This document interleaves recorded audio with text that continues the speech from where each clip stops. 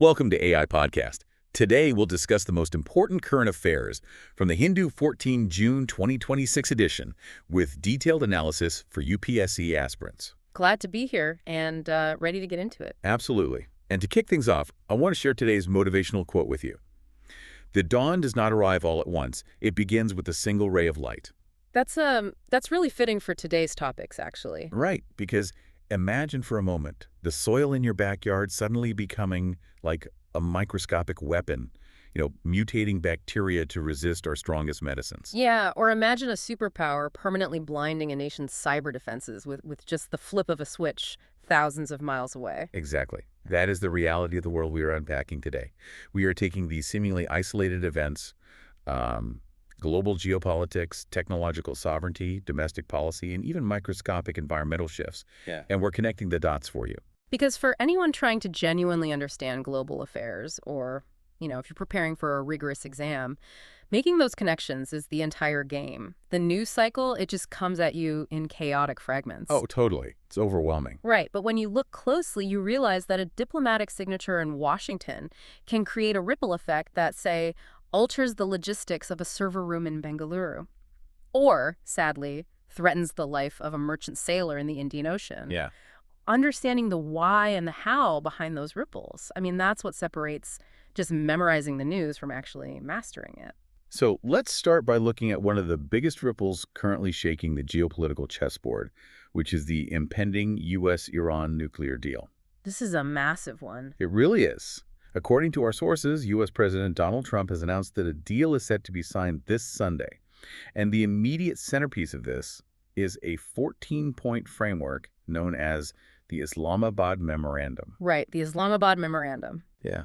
And the core objective for the U.S. seems to be reopening the Strait of Hormuz to all shipping, essentially ending the shadow war with Iran and lifting naval blockades. It is a massive diplomatic maneuver, but it is also a landscape of completely contradictory narratives. How so? Well, the U.S. narrative is heavily focused on containment and disarmament, right?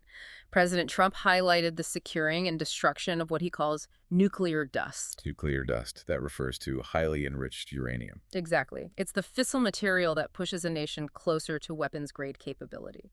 The U.S. position is that eliminating this dust is the absolute non-negotiable prerequisite, and they've stated publicly that no direct funds will be provided to Tehran. But the view from Tehran is completely different. I mean, Iran's foreign minister is claiming that Iran's frozen global assets are going to be released the moment the ink is dry. Which directly contradicts the U.S. statement. Exactly.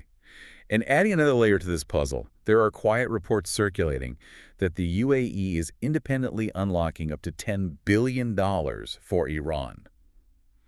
Why would the UAE do that if the U.S. is claiming no funds are being released? So this is where you have to look at the difference between global strategic goals and just, regional tactical survival. Okay, break that down for me. For the superpowers, the game is about uranium and long-term leverage. But for the UAE, the game is about immediate physical security. These reports suggest this back-channel unlocking of $10 billion is essentially a pragmatic move by the UAE to ensure Iranian-backed attacks on their territory just come to a halt. Oh, wow. So they're buying peace, essentially. Yeah. Whether the U.S. is quietly blessing this back channel or just looking the other way, lifting extreme economic pressure is the silent engine driving this 14-point memorandum forward. And while these billions are being shuffled around, you have countries like India caught in a very dangerous crossfire, because this blockade situation has had lethal consequences. It really has. The U.S. recently launched strikes enforcing their blockade, which tragically killed Indian seafarers working on foreign-flagged merchant ships, specifically the Sete de Bello and the Marivex. And at the exact same time, Iran is floating this idea of charging a, quote, service fee for ships passing through the Strait of Hormuz. Which is an incredibly alarming proposition under international maritime law. You just cannot treat an international strait like a private toll road. Right. It's like a global toll booth where the toll collectors keep changing the rules and neutral merchant ships are the ones getting squeezed. That's a great analogy. And this is precisely why diplomatic forums like the Indian Ocean Rim Association or IORA, they aren't just talking shops, right? They are critical geopolitical tools. And India is currently the chair of IORA. Exactly. While Washington and Tehran negotiate over centrifuges, India has to use its leadership position in IORA to rally a consensus that international waters cannot be taxed, arbitrarily blockaded, or militarized. I mean, the tragic death of those civilian mariners on the Setabelo and Marivex, it proves that when superpowers clash over maritime control, it's neutral citizens who suffer the real-world casualties. It really makes you realize how vital it is for a nation to have its own protective shield. And that actually ties directly into what India is doing on the defense front. The DRDO tests. Yes, the Defense Research and Development Organization just demonstrated some serious muscle. They conducted consecutive flight tests for a multi-layered ballistic missile defense system, the BMD.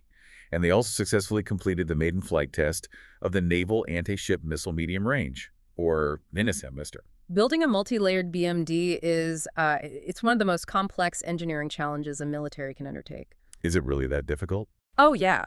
It is essentially trying to hit a speeding bullet with another speeding bullet while both are traveling at Mach speeds entirely outside the atmosphere. That's insane. And the NASMMR, that gives the Indian Navy a highly sophisticated indigenous strike capability to counter maritime threats, which, as we just discussed with the Strait of Hormuz, are becoming incredibly volatile. I'm a bit lost on one connection here, though. Alongside these missile tests, Union Minister Jitendra Singh announced that a national expert committee finally resolved an anomaly in the Polar Satellite Launch Vehicle, the PSLV. Right, the ISRO launch vehicle. Yeah, it puts ISRO back on track for a launch next month. But if we're mastering advanced anti-ship missiles and ballistic defenses, why is fixing a launch vehicle glitch so vital? Isn't space essentially just a delivery system? It's way more than that. Space is the absolute backbone of the entire defense system. Think about the kill chain of a ballistic missile defense system. To intercept an incoming missile, you first have to detect the launch the second it happens.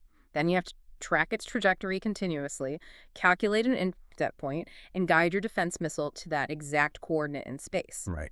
All of that relies on an uninterrupted network of early warning and communication satellites.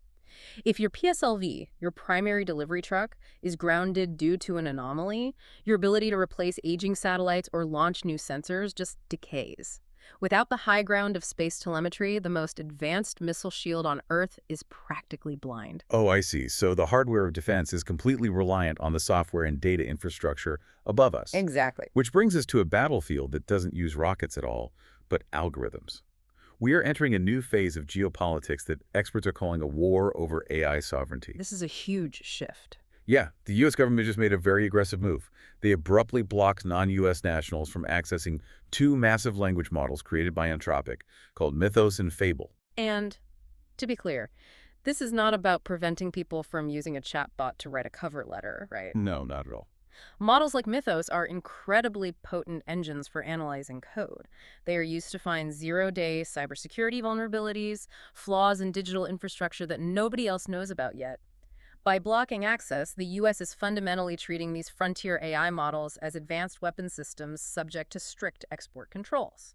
And the fallout in India is immediate.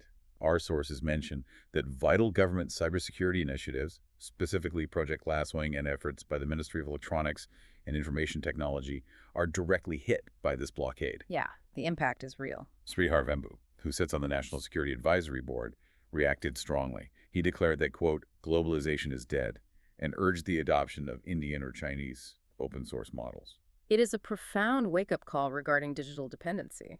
You know, TV Mohandas Pai is echoing this exact urgency, calling for a dedicated 50,000 crore rupee fund for deep tech. 50,000 crore. That's massive. It is, but he pointed out a staggering reality.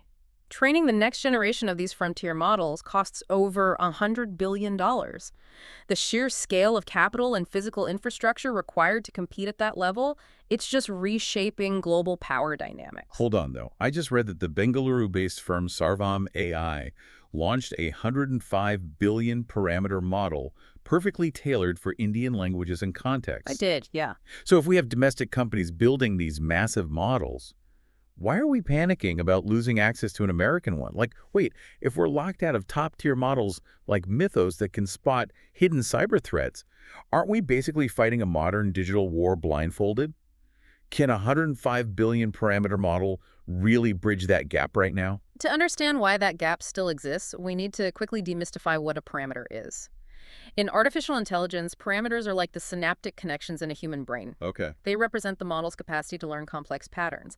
A 105 billion parameter model is an incredible achievement for Sarbam AI, and it's fantastic for natural language processing. But frontier models like Mythos operate in the trillions of parameters. They have been fed an exponentially larger diet of data. And more importantly, it is an infrastructure bottleneck. Training a frontier model requires tens of thousands of specialized microchips called GPUs and data centers that consume the electricity of a small city. Wow. Having brilliant Indian AI talent but no access to vast GPU clusters, it's like having a team of world champion Formula One drivers but refusing to let them buy tires. The US knows this. By restricting access to fully trained models, they are turning computation into a geopolitical choke point. When you put it like that, securing a nation's digital identity feels like a monumental, almost existential task. It really is. But interestingly, we're seeing equally intense struggles over identity playing out in the physical world. Let's look at the demographics and border management happening right now in Assam and then across the border in Pakistan-occupied Kashmir. The contrast between the two situations provides a real masterclass in how states manage populations. Let's start with Assam. The state cabinet has taken the drastic step of halting new Aadhaar enrollments for adults, with exemptions only for specific marginalized groups like tea garden communities.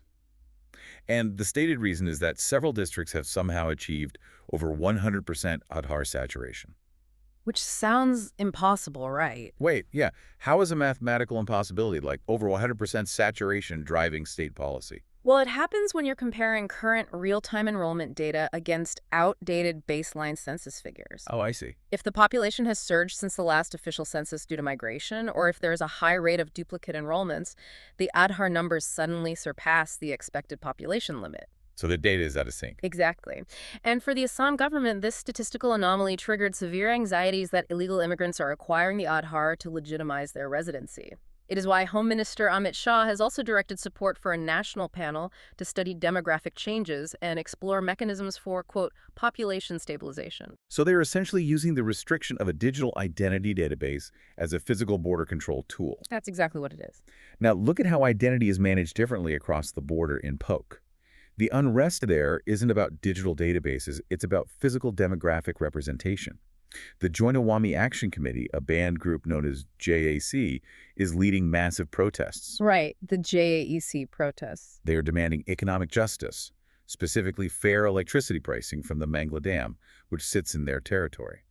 But the real political flashpoint is their demand to abolish the 12 reserved refugee seats in the 53-seat Poke Assembly. It is a perfect mirror image of the anxieties in Assam, just manifested differently. In Puk, the local population feels that these 12 reserved seats artificially dilute their political power and grant disproportionate influence to a specific demographic group supported by Islamabad. Wow, it all comes back to demographics. Whether you're looking at access to a digital identification number in Assam or the allocation of legislative seats in PA, demographic data dictates who gets resources and who gets a voice. For you, as a student of geopolitics listening to this deep dive, the takeaway is that managing diverse, shifting populations is the most sensitive security challenge in South Asia today.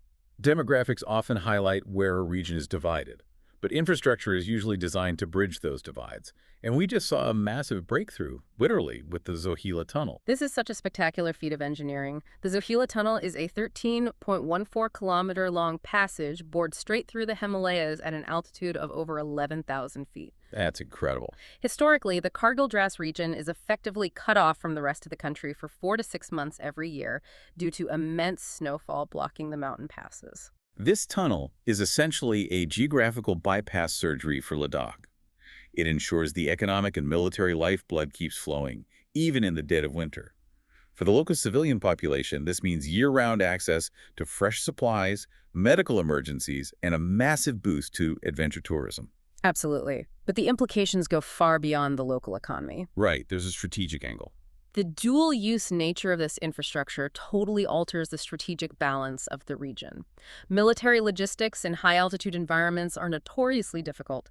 The ability to seamlessly move troops, heavy machinery, and critical supplies toward both the line of control and line of actual control. Without being held hostage by winter avalanches. Exactly. It's a monumental strategic advantage. It ensures that India's military posture remains robust and responsive 365 days a year. We spent a lot of time talking about economic lifeblood and infrastructure, but let's bring it into the home, because a landmark Supreme Court ruling has just redefined the economy of the household in a way that challenges traditional GDP calculations. This is a fascinating legal development. The Supreme Court of India delivered a ruling stating that unpaid domestic labor performed by homemakers must be assigned an independent, quantifiable economic value, specifically when calculating compensation in motor accident death claims. The court didn't just state a principle, they assigned a hard number. They fixed a minimum notional income of 30,000 rupees per month, establishing a distinct compensation category called loss of domestic care. And they mandated that this figure must increase by 10% every 3 years to account for inflation. Yeah. The bench used incredibly powerful language, calling homemakers nation builders and the invisible architects of India's human capital. But assigning a strict 30,000 rupee value feels like putting a price tag on something entirely priceless. Does the court actually think that math covers the value of a homemaker? I mean, does the court acknowledge this math is just a stand-in for contributions that GDP usually ignores completely? The court is very clear that no arithmetic can capture the true emotional or social value of a homemaker. But the legal system requires a pragmatic tool. This 30,000 rupees is exactly what you said, a stand-in value. Right. Historically, when a homemaker died in an accident, insurance companies and lower courts struggled to award fair financial compensation because there was no traditional paycheck or income tax return to reference. So they just got nothing, or very little. Exactly. By establishing this baseline, the Supreme Court is legally correcting a massive blind spot in traditional economics. It forces society to economically acknowledge that the invisible labor of cooking, cleaning, and caregiving is exactly what sustains the paid workforce. It is a profound shift from treating domestic labor as just a duty to recognizing it as an economic pillar. It fundamentally changes how you view value. And shifting how we view the invisible forces around us is exactly what our final two topics demand. We are moving from the microeconomics of the household to the microscopic threats evolving in our soil, and then to the fundamental particles of the universe. Huge. Let's start with a startling new study in the journal Nature Microbiology regarding antimicrobial resistance, or AMR. So antimicrobial resistance is already recognized as a looming global health crisis. We are used to the narrative that AMR is a human-made problem, right? Yeah, that it stems from doctors overprescribing pills or the agricultural sector pumping livestock full of drugs. But this research introduces a terrifying new variable, which is climate change. The study reveals that severe droughts are naturally increasing antimicrobial resistance right in the soil. Wait, we've always been told AMR is our fault. But this study says the planet warming up and drying out is actually weaponizing the soil against us. That completely shifts the blame game, doesn't it? How does a lack of rain create superbugs? It comes down to microbial warfare. Soil is packed with different types of bacteria, many of which naturally produce antibiotic compounds to kill off their competitors. Okay, so they're fighting each other. Right. When a severe drought hits and the soil dries up, the water content drops dramatically. This causes those natural antibiotic compounds to become highly concentrated in the remaining moisture. The bacteria living in that soil are suddenly swimming in a toxic, high-concentration soup of antibiotics. Oh, wow. To survive this harsh environment, they are forced to rapidly evolve resistance genes. So the climate itself is forcing the mutation. Precisely. And the study projects that by 2050, drought-prone areas, which prominently includes large parts of India, could face severe AMR crises driven entirely by this environmental stress. These highly resistant soil bacteria can eventually transfer their survival genes to human pathogens. Meaning a drought in a farming region can directly degrade the efficacy of life-saving antibiotics used in an urban hospital. It proves that climate change isn't just about hotter days or rising sea levels. It fundamentally alters the microscopic ecosystems we rely on. That is deeply unsettling, but it shows how connected everything is. And speaking of the invisible forces connecting reality, we have a major scientific milestone coming from deep underground in China. The Jiuyuno Observatory. Yes. The Jiangmen Underground Neutrino Observatory has officially released its first batch of data. This is a massive facility buried deep within the Earth to shield it from cosmic rays, and its entire purpose is to study neutrinos. Neutrinos are fascinating. They are often called ghost particles. Right, because they're subatomic particles emitted by the sun and by nuclear reactors, and billions of them pass right through our bodies every second without us ever feeling it. Exactly. They are notoriously difficult to detect. But JNO is trying to solve a very specific physics mystery called neutrino mass ordering. What does that mean? Well, there are three types or flavors of neutrinos, and the bizarre thing is, as they travel through space, they constantly shapeshift between these three flavors. Wait, really? Yeah, imagine a pitcher throwing a baseball, but mid-air it turns into a tennis ball, and by the time it hits the catcher's mitt, it's a golf ball. That breaks every rule of physics I can think of. It literally breaks the standard model, which is why scientists are so obsessed with it. By studying exactly how and why these neutrinos oscillate between flavors, physicists hope to uncover the fundamental rules governing the mass of the universe and why matter exists at all instead of just empty space. It is pure fundamental discovery. What an incredible spectrum of human endeavor we've covered today in this deep dive. I mean, we started with the high-stakes chess match of the U.S.-Iran nuclear deal and the very real dangers faced by merchant sailors navigating the Strait of Hormuz. We saw how DRDO's missile tests and ISRO's PSLV fix secure our physical borders, while the Anthropic bloc reveals a vulnerable new digital front in the war for AI sovereignty. Exactly. We unpacked the complexities of demographic management in Assam and Pak, celebrated the strategic triumph of the Zohila Tunnel, explored a Supreme Court ruling that finally puts an economic value on invisible domestic labor. And ended with the realization that drying Earth evolves new medical threats while physicists chase ghost particles deep underground. It's just a lot to take in. If there's one overarching takeaway for you today, it is the sheer density of interconnectedness. Think about the interconnectedness we've uncovered today. When a drought in the soil can make an antibiotic fail in a hospital, and a U.S. export control can suddenly blind an Indian cybersecurity system, it becomes clear that true sovereignty, whether biological, digital, or territorial, is the ultimate unresolved challenge of the 21st century. Keep questioning those connections. A perfect way to bring it all back to that invisible web. Thank you for joining us on this deep dive. Remember, the dawn does not arrive all at once. It begins with that single ray of light. Keep following it and keep learning.